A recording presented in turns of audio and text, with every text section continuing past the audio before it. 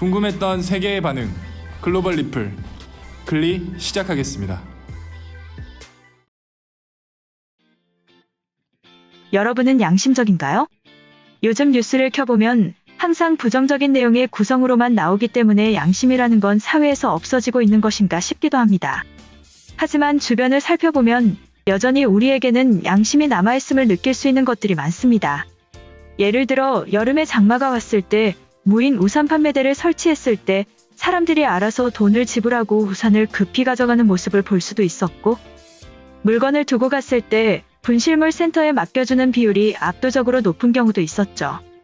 그 중에서 오늘은 외국인들도 깜짝 놀란 양심 책방에 대해 알려드릴 거예요. 말 그대로 양심 책방이란 무인으로 운영되는 책방을 말합니다. 해당 책방은 각 지역별로 운영되고 있는 것으로 알려져 있는데요. 대전에서는 우리 동네 행복책방이라는 이름을 가지고 운영이 시작되었습니다. 요즘에는 보기 어려운 붉은 공중전화 부스 속에 시와 소설 등 다양한 분야의 책들을 품고 있는 모습을 하고 있죠. 주민들은 책방의 책들을 꺼내가고 모두 읽고 난 뒤 다음 차례 주민들을 위해 제자리로 돌려놓는 것이죠. 이 책방은 각 도서관의 기증과 구청 직원들의 기증으로 마련돼 운영을 시작했는데, 사실 운영 초기에는 무인으로 시작하는 것이기 때문에 많은 우려가 있었다고 합니다. 아무래도 누군가 가져가서 더 이상 운영을 할 수 없는 상태가 되면 어떡할까라는 고민이었겠죠. 하지만 그것은 기우에 그쳤는데요. 운영 한 달째가 되었을 때 대출 중인 10여 권의 도서를 제외한 나머지는 모두 제자리를 지키고 있었다고 합니다. 무인 행복책방을 이용하는 시민들의 만족도도 상당히 높다고 하는데요.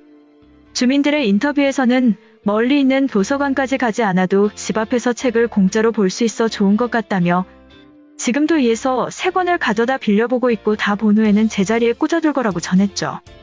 운영을 하게 된 장종태 구청장도 처음에는 도둑을 맞으면 어쩌나 걱정을 했지만 빌려간 도서가 없어지지 않고 잘 반납되는 등의 시민의식이 빛을 발하고 있다며, 이러한 환경이 확인되다 보니 주민들도 행동이 더 변하고 시민의식도 좋은 방향으로 발전하고 있는 것 같다며 긍정적인 효과를 전했습니다. 대전뿐만 아니라 대구, 광주 할 것 없이 각 지역에서 이런 양심책방은 새롭게 등장하고 정상적인 운영이 되고 있는 것으로 알려졌습니다. 사실 이런 양심책방은 IMF 때에도 운영되었던 거로 알려졌는데요. IMF 사태 이후 명퇴나 정리해고 등으로 직장을 잃은 사람과 지역민들이 조금이라도 휴식을 취하고 독서를 할 수 있도록 했다고 합니다. 이러한 모습을 본 외국인들은 깜짝 놀랐다고 합니다. 아무래도 외국의 환경에서는 사람들의 소지품을 몰래 훔쳐가는 소매치기가 기승을 부리는 것이 기본인 곳이 많고, 심지어 조직적으로 활동하는 강도나 도둑질도 빈번하게 일어나다 보니 무인으로 운영되는 가게는 사실상 상상을 하기 어렵다는 반응이 주를 이루고 있습니다. 한편 글로벌 영어 커뮤니티에 관련 글이 올라와 소개해드리겠습니다. 한국은 독특한 문화가 발달한 것 같다. 도서관을 무인으로 운영하는 곳이 있다고 해. 정확히는 도서관이라고 부르기에 조금 작은 규모지만 사람들이 책을 읽고 싶으면 아무도 없는 책방에 들어가서 가지고 나오면 끝이야. 그 다음에 다 읽고 난 후에 알아서 다시 반납을 하는 시스템이라고 하는데, 저걸 운영할 생각을 했다는 것도 신기하고 심지어 잘 운영되고 있다는 것도 놀랍다. 보통은 그냥 가져가서 중고로 팔 생각을 할 것 같은데 말이야. 꼭 저런 것 하나로 시민의식을 평가할 순 없겠지만 그들의 양심은 다른 나라들보다 훨씬 높을 것이라는 생각은 확실히 들어.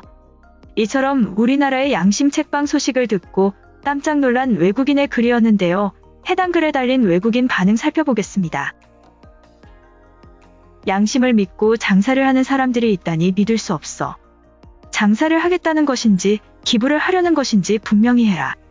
저런 게 허술하면 트럭을 들고 와서 쓸어가도 못 찾을 거야. 돈통은 보너스다. 한국에는 저렇게 운영하는 가게들이 많아? 한국인들이 댓글을 달아줬으면 좋겠다. 스페인이랑 지구 반대편이라서 생각하는 방식도 정반대에 있나봐. 내년에도 BTS가 군대를 안 갔으면 한국에 꼭 방문해서 확인해줄게. 책보다 돈통이 정말 치명적이야. 바닥에 떨어진 돈뭉치와 다를 것이 없어. 천막안에 양심 책방에 CCTV가 설치되어 있을 리도 없잖아.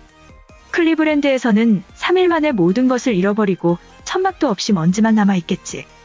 부산이랑 제주도로 여행 간 적이 있는데 음식점이나 편의점 주인들이 가게 문을 열어두고 옆집에서 수다 떠는 모습에 충격받았어.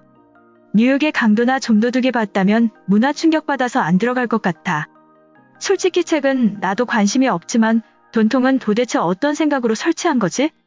그냥 들고 가기 딱 좋은 사이즈야. 내가 안 가져가도 우리 동네에서는 바로 사라지겠지.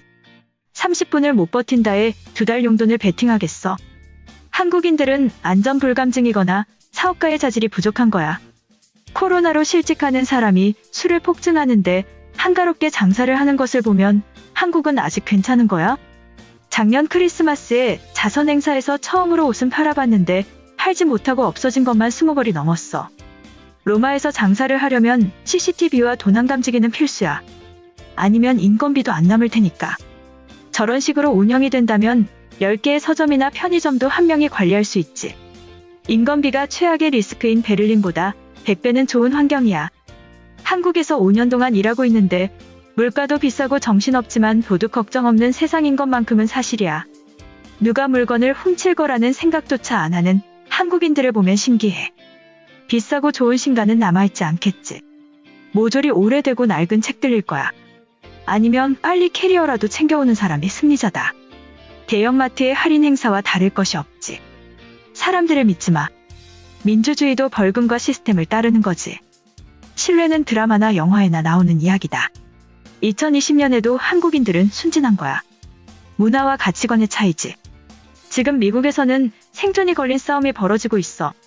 양극화는 끝도 없이 벌어지고 양심 따위는 어떤 가치도 되지 못한다. 한국에서도 얼마 후면 양심 가게는 전부 사라질걸? 중고책을 거래하는 플랫폼들이 생겨나고 있는데 한국에는 처리할 방법이 없는 거야. 우리 집 앞에 있으면 몽땅 사진 찍어서 매물로 올려버릴 텐데 판매되는 것들만 빌리는 척 가져가는 거지. 책을 빌려가는 것까지는 좋은데 누가 지키지도 않은데 돈을 내는 바보는 없다.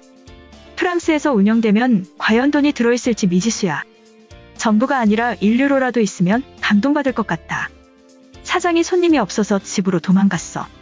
직원도 없는데 비나 눈이 오면 어쩌려는 거지. 그리고 어질러진 책들은 자동으로 치워지는 건가? 한국인들이 이미 무인 가게용 로봇을 만들어서 사용하는 것은 아니겠지? 내 한국인 친구들도 기숙사 문을 열고 다닌다. 파리에서 문이 열린 고등학교 기숙사는 모험이자 도전이야. 나는 2번씩 잠금 장치를 검사하고 수업을 들으러 가는데 한국인 친구는 가져갈 것도 없다면서 문을 열고 다녀. 애플 제품을 쌓아두고도 그렇게 말하는 것을 보면 부자가 맞겠지?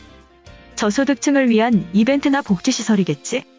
돈을 벌려고 하는 장사는 아닐 거야. 돈통은 형식적으로 만들어서 확인도 안 하고 있을 듯. 이번 영상은 여기까지고요. 제 영상이 도움이 되셨거나 세계 속 반응 더 보고 싶다 하시는 분들은 구독과 좋아요, 알람 설정까지 부탁드립니다. 다음에 또 봐요. 안녕.